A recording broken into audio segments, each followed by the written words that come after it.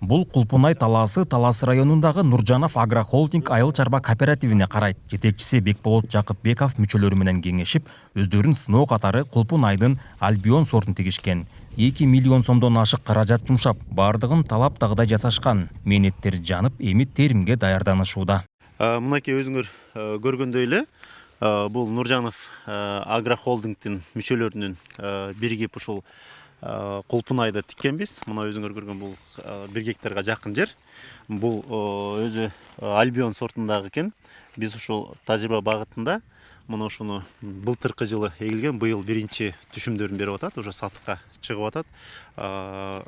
Альбион сорту бул экспортко да лайыкталган экен. Казакстанга, Россияга бүгүнкү күндө ушул алып кетишип атат. Аталган кооператив сандан сапатка өтүүнү башкы орунга койгон. Кургакчыл аба ырайын эске алуу менен тамчылатып сугаруу ыкмасын колдонушууда. Анан дагы Кулпунай терүүгө жумушчуларды алып, айыл элин иш менен камсыз кылууда. Алдыда дагы 40 гектар жерди ушундай кылып иштетүүнү көздөп турушат. Тамчылатып сугаруунун алкагында биз ушул Нуржанов айыл аймагындагы фонддун 42 гектар жерин мына ушул багытта Кудай буйруса иш алып барайлы дегенбиз. Мына ошол жерде клубника, малина, карагат, андан тышкары ал жерге кара өрүк, алчаларды айыл элин жумуш менен камсыз кылуу максатында анан ушул жакшы продукцияны чыгарып өзүбүз экспортко чыгарганга дагы багыт жасаганбыз. Бул тармак райондо эми гана өнүгө баштады. Буга чейин жергиликтүүлөр аз жерге гана өстүрүп жүрүшсө, акыркы жылдары гектарлап айдай башташты. Кулпунайдын даамы жана сакталышы жакшы болгондуктан алуучу тараптан суроо талап көп.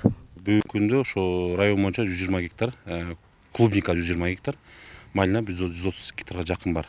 Былтыр 100 гектарга жетпеген болгон. Ошо жылдан жылга ушул өсүү темпин берип атат. Анткени бири-биринен үйрөнүшүп, тажрыйба алышып, өзгөчө могу тамчылатып сугаруу системасы менен өткөндөр көп бүгүнкү күндө. Азыр ушул погода жакшы болуп берсе, мына май айында ортосунда башталып калды биринчи теримдери.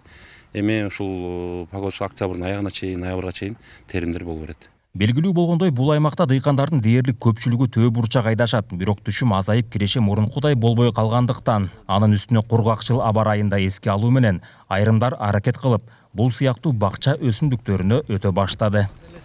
Нурсултан Курманбеков, Кайнар Ормонов, ЛТР, Талас облусу.